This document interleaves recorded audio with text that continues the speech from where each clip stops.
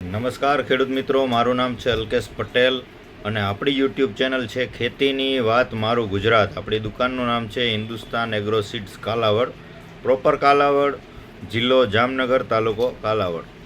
આજે તારીખ થઈ છે મિત્રો 28/8/2024. તો છેલ્લા આમ કહીએ તો 4 દિવસ ત્યાં સતત વરસાદ ચાલુ છે, કન્ટિન્યુ વરસાદ ચાલુ છે.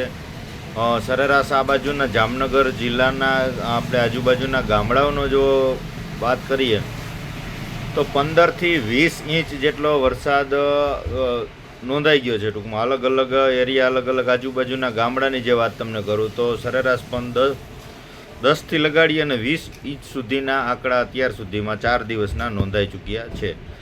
તો એક બાજુ જોવા જઈએ તો વરસાદથી ખેડૂત મિત્રોને ઘણો બધો ફાયદો પણ થયો છે અને આ સતત જે વરસાદ વરસી રહ્યો છે 4 દિવસથી અને જેટલો 20 ઇંચ જેટલો વરસાદ પડ્યો છે મિત્રો, એનાથી ઘણા બધા ખેડૂત મિત્રોને નુકસાની પણ ક્યાંય ને ક્યાંય જોવા મળી રહી છે. ઘણા બધા ખેતરોના ધોવાણ થઈ ચૂક્યા છે અને હજુ વરસાદની આગાહી ખૂબ વધારે છે. હજુ આગાહી તો છે જ અને આ બધું તો કુદરતી છે મિત્રો. આગાહી પણ હોય છે અને કુદરતી આવું તો ન કોઈ મગજમાં પણ હોય કે 20 ઇંચ જેટલો વરસાદ પડી શકે, પણ છતાં પણ આપણે અત્યારે કાળજી રાખવી ખૂબ જરૂરી છે. આપણા પશુપાલન જે કરે છે કે આપણા જે ઢોર હોય છે, બળદ છે, બધા વાડીએ વિસ્તારમાં રહેતા હોય છે, તો એની અત્યારે આજની તારીખમાં જોવા જઈએ તો આજે 28 તારીખે બપોર સુધી, બપોરનો સમયગાળો થવા આવ્યો છે, તો વરસાદ ચાલુ છે, એકલ દોકલ છે. તો અત્યારે એની યોગ્ય જગ્યાએ વ્યવસ્થા તમે કરજો. હજી વરસાદની આગાહી છે, એને વ્યવસ્થિત તમે શું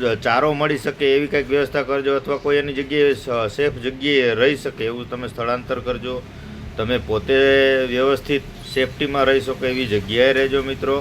અને બિનજરૂરી જરૂર ન હોય ત્યાં સુધી ઘરની બહાર ન નીકળવું અને વહેતા પાણીની અંદર તો બિલકુલ પ્રવેશ ન કરવો.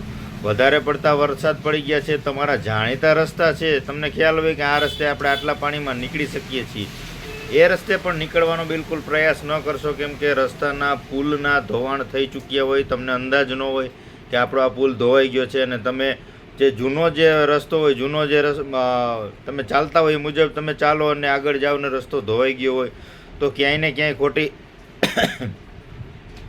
જાનહાની થાય કે ખોટી કોઈ તકલીફો ઊભી થાય. આવું ન કરશો.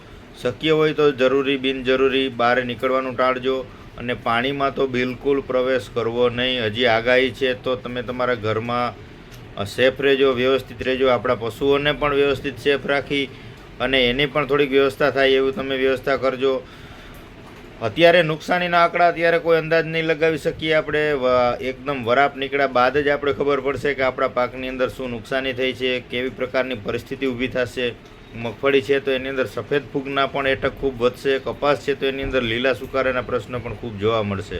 પણ અત્યારથી કોઈ ડિસિઝન ન લઈ શકાય, કોઈ ખર્ચો ન કરી શકાય કે કોઈ એડવાન્સમાં આપણે એના પગલાં ન લઈ શકીએ. અત્યારે જે આ વરસાદી વાતાવરણ છે, ઓલ ઓવર જોવા જઈએ તો આખા સૌરાષ્ટ્રની અંદર વરસાદ ચાલુ જ છે. 2-3 દિવસથી ચાલુ જ છે, ક્યાંય ઓછો છે, ક્યાંય વધારે છે, તો સમથિંગ બધે ચાલુ જ છે. તો અત્યારે જે આ પરિસ્થિતિ જે છે વરસાદની, એ વરસાદ પૂરો થયા બાદ જ્યારે એકદમ ખુલ્લી વરાપ નીકળે ત્યારે ત્યારે જ આપણે યોગ્ય ડિસિઝન લઈ શકશું અને નક્કી કરી શકશું કે હવે આપણે આપણા પાકની અંદર કઈ રીતે આગળના પગલાં લેવા. મગફળી હોય તો એ રીતે ફૂગ છે તો એ રીતે ટ્રીટમેન્ટ કરશો, કપાસ હોય એમાં સુકારો છે તો એ મુજબની ટ્રીટમેન્ટ આપણે આગળ જતાં જે મુજબની જરૂરિયાત હશે એ મુજબના વિડીયો દ્વારા ચોક્કસથી માહિતી આપશું. અત્યારે આપણે વિડીયો દ્વારા માહિતી એટલી જ ખાલી આપવાની છે કે સેફ રહેજો, આપણા પશુઓને, આપણા માલઢોરને સેફ રાખજો, તમે પોતે સેફ રહેજો, બહાર નીકળવાનું ટાળજો અને પાણીમાં બિલકુલ પ્રવેશ કરવાનો પ્રયત્ન ન કરશો મિત્રો.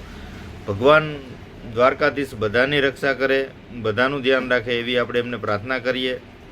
તો આપણે જ્યારે વરાપનો સમયગાળો આવશે ત્યારે ચોક્કસથી બધી માહિતી આપશું કે અત્યારે કયા પાકમાં કઈ વસ્તુની જરૂર છે અને એના દ્વારા આપણા પાકમાં શું આપણે એની ટ્રીટમેન્ટ આપી શકીએ. અત્યારે કોઈ વસ્તુ કાંઈ વિચારવા જેવું નથી. અત્યારે એકદમ વરસાદી વાતાવરણ છે અને વરસાદી માહોલ છે, તો વરાપ નીકળ્યા, એકદમ કમ્પ્લીટ વરાપ નીકળ્યા સુધી તમામ મિત્રોએ બધી રાહ જોવાની છે. કોઈએ ખોટી ઉતાવળ કરી અને કોઈએ ખોટા ખર્ચા કરવા કે ખોટા રિસ્ક લેવા જરૂરી નથી મિત્રો.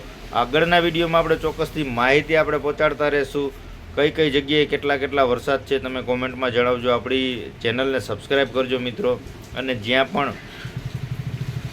જરૂરિયાતમંદ લોકો હોય એની તમે ચોક્કસથી સહાય કરજો અને યોગ્ય આ જે પરિસ્થિતિ વરસાદની છે એમાંથી બધા વ્યવસ્થિત રીતે બહાર નીકળી જાય અને ભગવાન બધાને સુખ સંપત્તિ આપે એવી આપણે ભગવાનને પ્રાર્થના કરીએ. કોઈ જાનહાની ન થાય, કોઈને કોઈ તકલીફ ન પડે મિત્રો, આવી આપણે ભગવાનને પ્રાર્થના કરીએ. નેક્સ્ટ આપણે વરાપ થઈએ આપણે ચોક્કસથી વિડીયો બનાવશું. તમે તમારા વિસ્તારમાં એરિયાની અંદર કેટલો વરસાદ છે, શું પરિસ્થિતિ છે એ તમે મને કોમેન્ટ દ્વારા પણ જણાવી શકો છો મિત્રો. જય જવાન મિત્રો, જય કિસાન.